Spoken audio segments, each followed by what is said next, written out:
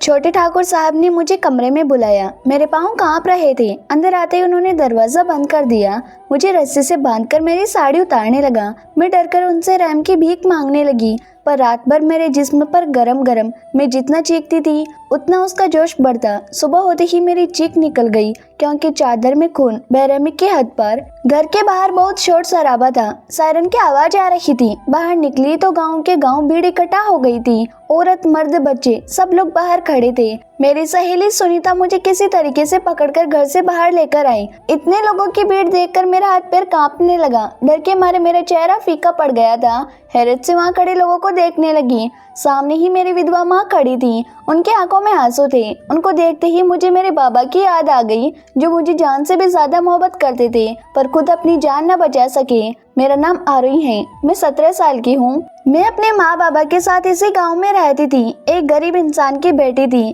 फसल लगाने के लिए ठाकुर साहब से मेरे बाबा ने पैसे उधार लिए थे, पर मौसम की मार ऐसी पड़ी कि सूखा पड़ गया। फसल ना हो पाई, ऊपर से कर्ज सर पर आ गया। बड़े ठाकुर साहब अपने आदमियों को हमारे घर पर भेजने लगे, पर हमारे पास तो खाने के लिए अन्न का दाना न था। उनका कर्ज कैसे उतार पाते। हालत इतनी बुरी हो गई थी। उनके आदमी मेरे बाबा के साथ बहुत बदसलूकी कर रहे थे।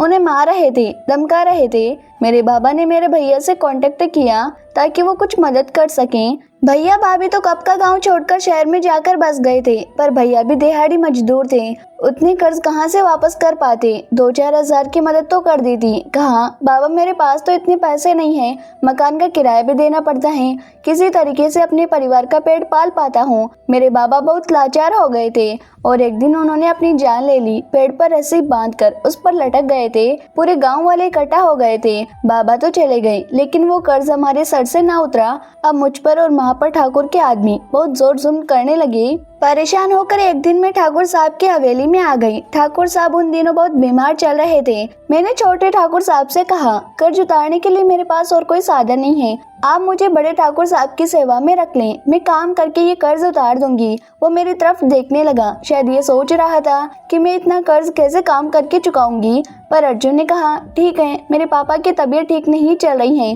तुम उनकी सेवा में लग जाओ और उसके बदले में थोड़ा अनाज तुम्हें दे दूंगा। तुम उसे अपनी माँ के पास भेज देना और तुम 24 घंटे इस हवेली में रहोगी। तुम्हारा खाने पीने का इंतजाम यही हो जाएगा। तुम दिन भर सेवा करोगी जब तक ना ये कर्ज उतर जाए। ये सुनकर मेरी आंखों में आंसू आ गए थे। छोटे ठाकुर साहब ने रहम दिखाई थी। थोड़ा अनाज मेरी माँ को भी भेज दिया करते थे। मैं इस बात से निश्चिंत हो गई थी कि मेरी माँ भूखे नहीं मरेंगी। कर्ज चुकाने के लिए मैं बड़े मालिक की दिन रात सेवा करने लगी, पर मेरी किस्मत ने वहाँ भी मेरा साथ नहीं दिया। बड़े मालिक ठीक होने की जगह पर दिन बर दिन बीमार होते चले गए। मैं काफी परेशान होने लगी कि कहीं उन्हें कुछ हो न जाए और मेरा ये काम भी ना चला जाए। एक दिन छोटे ठाकुर साहब अखाड़े में कुश्ती कर रहे थे कि मैं वहाँ पहुँच गई। मुझे देखकर काफी हैरत में पड़ गया, क्योंकि अखाड़े में कोई लड़की नहीं आती थी। मुझसे कहने लगा, तुम यहाँ क्या कर रही हो? पर मेरे चेहरे में परेशानी देखकर मेरे पास आ गया। कहने लगा, चलो अलग कमरे में बात करते हैं। मैंने कहा, छोटे मालिक, बड़े मालिक की तबीयत दिन बर दिन खराब होती जा रही है। मैं दिन रात उनकी सेवा कर रही हूँ, पर वो ठीक होने का नाम नहीं ले रही हैं। आप किसी बड़े डॉक्टर से कांटेक्ट करें। अब मुझे बहुत ज्यादा फिक्र होने लगी है। मेरी बात सुनकर छोटे ठाकुर के चेहरे पर भी परेशानी नजर आने लगी।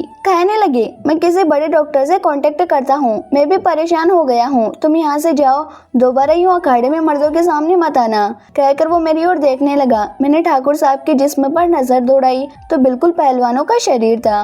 उनके शरीर से पसीने की बू आ रही थी। देखने में काफी हैंडसम थे। अर्जुन ने मेरी नजरों को भांप लिया। कहने लगा, आरोही, तुम कुछ कहना चाहती हो? मैंने नाम में सिर हिलाया और सर झुकाकर वहाँ से जाने लगी। अचानक ही अर्जुन ने मेरा हाथ पकड़ लिया। कहने लगा, तुम मेरी तरफ यूं क्यों देख रही थी? मैं क्या कहती? मेरे मुंह से निकल गया, मालिक, मैंने कभी किसी पहलवान को करीब से नहीं देखा। आपको देखकर आपकी ताकत का अंदाजा लगा रही थी। मेरी बात सुनकर अर्जुन के चेहरे पर मुस्कुराहट आ गई। कहने लगा, एक दिन तुम्हें अपनी ताकत जरूर दिखाऊंगा। उसकी बात सुनकर एक पल के लिए तो मेरा दिल बैठ गया। मैं उससे अपना हाथ छुड़ाकर वहाँ से बाहर निकली थी। मुझे लगने लगा मुझे छोटे छोटे ठाकुर साहब के पास नहीं जाना चाहिए था, पर मेरे दिल में डर था अगर बड़े ठाकुर साहब को कुछ हो जाए, इल्जाम मुझ पर ही आ जाएगा। वो लोग तो यही कहेंगे कि अपने बाप का बदला ले रही हूँ। आखिर बड़े ठाकुर साहब की वजह से ही मेरे बाबा ने अपनी जान ली है। अगर उन पर कर्ज वापस करने का इतना दबाव न डाला होता तो मेरे पापा आज जिंदा होते। छोटे ठाकुर साहब ने बड़े डॉक्टर को बुला लिया था। डॉक्टर उनका चेकअप करके छोटे ठाकुर साहब को अलग कमरे में लेकर गए। जाने क्या बात हुई, डॉक्टर चला गया। थोड़ी देर बाद अर्जुन ने मुझे अपने कमरे में बुलाया। मैं उनके सामने जाकर खड़ी हो गई। अर्जुन करीब 20 साल का था। बड़े ठाकुर साहब के बाद सारी जिम्मेदारी अर्जुन पर ही आने वाली थी। बड़े ठाकुर साहब की उम्र भी ज्यादा नहीं होगी, 45 साल के होंगे। जाने इस उम्र में उन्हें क्या बीमारी लग गई। अर्जुन ने मुझे इशारे से अपने पास बुलाया और बैठने को कहा। मैं नीचे बैठने लगी कि मेरा हाथ पकड़ लिया। कहा, मेरे सामने बैठो। मैंने कहा, मालिक मैं तो घर की नौकरानी हूँ। मेरी तरफ देखने लगा और खींचकर मुझे अपनी गोद में बैठा लिया। उसने कमर पकड़ ली। मैं उसकी सांसों को महसूस करने लगी। जाने अर्जुन क्या सोच रहा था। चेहरे में परेशानी थी। मैंने सोचा शायद इससे वो थोड़ी राहत महसूस करें। मैं उसकी तरफ देखने लगी। कहने लगी, डॉक्टर साहब ने क्या कहा। उसने मुझे कसकर पकड़ लिया। कहा, आरोही सब ठीक हो जाएगा। ऐसा लगा कि खुद को सांत्वना दे रहा हो। मेरे गाल पर हाथ रखकर कहा, बस तुम मेरे पापा की सेवा करती रहो, याद रखना तुम्हें उन्हें ठीक करना होगा। कहकर उठकर वहां से चला गया। मैं बड़े ठाकुर साहब की अच्छे से सेवा करने लगी। कभी कभी उनसे कहती, ठाकुर साहब उठकर आप चलने की कोशिश करें, पर उनकी हालत में कोई सुधार न था। आखिरकार एक दिन घर पर रोने धोने का माहौल बन गया। ठाकुर साहब हमें छोड़कर जा चुके थे। साथ में अपनी विधवा पत्नी और एक बेटा बेटी को यूं अनाथ करके चले गए थे। मेरा मन तो बहुत उदास था, पर मैं सोचने लगी ये उनके पाप कर्म हैं। इतना छोटा सा तो परिवार है, फिर भी गांव वालों पर किस हद तक जुल्म करते थे। उनकी वजह से मेरे बाबा की जान गई थी। यही सोच रही थी कि छोटे ठाकुर साहब ने मुझे अपने पास बुला लिया। मैं अपनी आंखों में आंसू लिए उनके पास गई थी। मुझे देखने लगा। कहने लगा, आरोही इसकी जिम्मेदार तुम हो। मैंने तुम्हें जिम्मेदारी दी थी अपने बाबा को ठीक करने की, लेकिन तुमने तो मेरे बाबा की जान ले ली। अपनी बाबा की मौत का बदला लिया है ना। मैं उनके पैरों में पड़ गई। कहने लगी, छोटे मालिक ये क्या कह रही हैं आप। मैंने तो आपसे कहा था बड़े डॉक्टर से इलाज करवाएं। मालिक की हालत खराब हो रही है। सबसे अधिक चिंता तो मुझे ही हो रही थी, क्योंकि मैं उनकी सेवा में लगी हुई थी, अपना कर्ज उतार रही थी। और आपने तो मुझ पर बहुत रहम दिखाई थी। मेरी माँ को भी अनाज भिजवा दिया करते थे। जो परिवार मेरा अन्नदाता बन गया, उनके परिवार के लिए मैं बुरा क्यों चाहूंगी। मैं ऐसी लड़की नहीं हूँ। कहकर मैं रोने लगी। अर्जुन ने मेरा हाथ पकड़ लिया। कहा, तुम्हारा कर्ज तो अभी भी माफ नहीं हुआ है। मैं बहुत परेशान हो गई। मैंने कहा, मालिक मैं तो कोई भी काम करने को तैयार हूँ। आप हुक्म करें तो जान भी हाजिर है। ये कर्ज में काम करके चुका सकूं तो सबसे अधिक खुशी मेरे बाबा की आत्मा को ही होगी। आप बस हुक्म करें मालिक। अर्जुन कहने लगा, आरोही तुम अभी यहाँ से जाओ, मैं बाद में सोचूंगा। मेरी हालत अभी ऐसी नहीं है। तुम बस जाकर मेरी माँ और बहन को संभालो। मैं सर झुकाकर वहाँ से चली गई थी। ठकुराइन और उनकी बेटी को संभालने लगी थी। 13वीं का कामकाज निपट जाने के बाद अर्जुन ने मुझे बुलाया। कहा, आज से तुम मेरी सेवा करोगी। उनकी आंखों में देखने लगी थी। वो एक जवान लड़का है। मुझे लगा था घर के किसी काम में रखेगा या अपनी माँ की सेवा में रखेगा। अर्जुन मेरी तरफ देखने लगा। कहने लगा कि सोच में डूब गई। मैंने कहा, मैं जवान लड़की हूँ और आप भी जवान हो, मैं आपकी सेवा कैसे कर सकती हूँ। अर्जुन मेरी तरफ देखने लगा। कहा, तभी तो तुम्हें अपनी सेवा में लगा रहा हूँ। मैं अपनी सेवा किसी बूढ़ी औरत से करवाऊँ क्या। मेरी जरूरत बूढ़ी औरत नहीं मिटा पाएगी, उसके लिए जवान औरत चाहिए। रात को मेरे कमरे में आ जाना। उसकी बात सुनकर तो मेरे होश उड़ गए थे। रात को डरती हुई जब मैं उनके कमरे में आई, मैंने कहा, मालिक रात को यूँ मुझे मत बुलाओ। आपका जो भी कर्ज बाकी है मैं दिन भर आपकी सेवा करके चुका दूंगी। उसने कहा, सूद समेत तुम्हारे 3 लाख बनते हैं। मैं उनकी तरफ देखने लगी। इतने पैसे मैं कहाँ से चुका पाऊंगी। मेरी तरफ देखने लगा। मैं समझ चुकी थी ये पैसा चुकाने का और कोई जरिया नहीं है। उसने कहा, तुम मेरे शरीर का मसाज कर दो। मैं चुपचाप तेल लेकर मालिक के शरीर में मसाज करने लगी। अर्जुन अपने मुंह से हल्की हल्की आवाज निकाल रहा था। मेरी तो हालत बहुत खराब हो गई थी। मैं पसीने पसीने होने लगी, पर अच्छे तरीके से उनके शरीर को मसाज करने के बाद मैंने कहा, ठाकुर साहब अब मैं चलती हूँ। तभी अर्जुन उठ खड़ा हुआ, जाकर दरवाजा बंद कर दिया और मेरे करीब आने लगा। अपनी नजरों से मुझे ताड़ रहा था। मैं विचलित होने लगी। खूब से मेरी हालत बहुत खराब हो चुकी थी। मेरे पैर तर-तर कांप रहे थे। मेरी नजर उनके विशाल शरीर पर थी, लेकिन मैं अर्जुन का असली रूप नहीं जानती थी। मेरे साथ क्या करने वाला था मैं नहीं जानती थी। मेरे एकदम करीब आ गया, मुझे खींचकर अपने सीने से लगा लिया। उसके स्पर्श से मेरे जिस्म में गर्मी पैदा करने लगा, पर मेरे एक दिल में डर था। तो मैंने कहा, मालिक रहम करें, एक कर्ज के बदले मेरी इज्जत में हाथ न डालें। मैं आपसे भीख मांगती हूँ, बाकी आपकी सेवा करने को तैयार हूँ। पर अर्जुन की आंखों में जैसे हवस हावी हो चुका था। वो मुझे कसकर पकड़ लिया। कहा, तुमने मेरी आग भड़काई है, आज बुझा दो, मैं बड़े दिनों से प्यासा हूँ। कहकर वो ताकतवर इंसान मेरे बदन को रौंद रहा था। मैंने कहा, मालिक मैंने आज तक कभी भी किसी लड़के के साथ संबंध नहीं बनाया। मैं गांव की लड़की हूँ, अगर इज्जत चली जाएगी तो किसी को मुंह दिखाने के लायक न रहूंगी। मेरी आंखों से टप टप आंसू बहने लगे। मासूम चेहरा बनाकर अर्जुन की तरफ देखने लगी। कहने लगी, अपनी आरोही के साथ ऐसा ना करो, बाकी सब कुछ करने को तैयार हूँ। उसने कहा, बाकी सब कुछ से मेरी ज्वाला और भड़क जाएगी। उसने जबरदस्ती मुझे अपने ही बिस्तर पर पटक दिया, मेरे ऊपर चढ़ गया और मेरे पूरे जिस्म में अपने हाथ फेरने लगा। कहा, कितनी नाजुक हो तुम। उसके अंदर दीवानापन पूरे तरीके से हावी हो चुका था। मैं जोर से चीखने लगी। मुझे लगा शायद मेरी आवाज बाहर तक जाए तो कोई मेरी इज्जत बचा ले, लेकिन इस पर अर्जुन को और ज्यादा गुस्सा आ गया। एक रस्सी से उसने मेरे हाथ पांव फैलाकर बांध दिए थे। मैं चटपटा रही थी। उसने कहा, मैं तुम्हारे नाजुक जिस्म को और मजबूत बना दूंगा, तुम्हारा मन भी मजबूत बना दूंगा। उसके बाद तुम ये लाशर्म हया सब भूल जाओगी और खुद मेरे पास आकर मुझे अपना जिस्म सौंप दोगी। कहोगी, अर्जुन मुझसे प्यार करो, अपना जंगलीपन दिखाओ, उस वक्त मैं टूटकर तुमसे प्यार करूंगा। कहकर वो कमरे से बाहर चला गया। कुछ देर में वो कमरे में आकर दरवाजे की कुंडी लगा दी। फिर मेरे पेट पर गरम गरम मैं कांपने लगी। मेरी चीख निकल गई। मैं कहने लगी, मालिक मुझसे बर्दाश्त नहीं हो रहा, रहम कीजिए। मेरे पेट की चमड़ी जल रही थी। मैंने कहा, मालिक आप जो कहोगे करूंगी। मैं बुरे तरीके से कांप रही थी। मेरे चेहरे पर दर्द था। उसने वो डिब्बी मेरे पेट से उठाकर हटा दी। उसके अंदर गर्म कोयला भरा था, जिससे मेरे पेट पर रखते ही गर्मी से छटपटाने लगी थी। शायद मेरी चमड़ी भी लाल हो गई होगी। फिर वो उठ खड़ा हुआ, फिर ठंडी ठंडी बर्फ निकाल कर ले आया, मेरे पेट पर दोबारा रख दिया।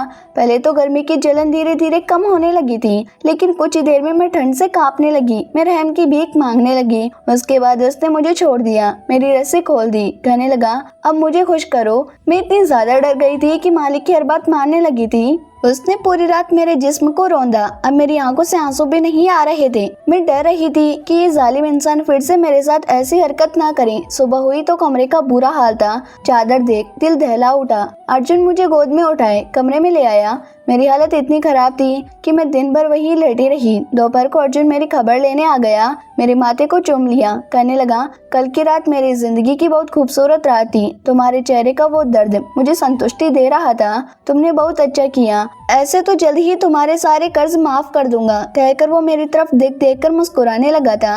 मैं उठकर बैठ गई। अर्जुन का हाथ पकड़ लिया। कहा, अर्जुन मेरे साथ ऐसा ना करो, मैं बर्दाश्त नहीं कर सकती। अर्जुन मेरी तरफ बड़े प्यार से देखने लगा। कहने लगा, तुम सब कुछ सह लोगी। कहकर मुस्कुराता हुआ कमरे से बाहर निकल गया। क्या प्यार से मैं इसका दिल जीत पाऊंगी? अर्जुन दिन भर मुझसे कोई काम नहीं करवाता, पर रात होते ही मुझे अपने कमरे में बुला लिया और वैसी हरकत फिर से करने लगा था। मेरे ऊपर रोज रोज अत्याचार करने लगा।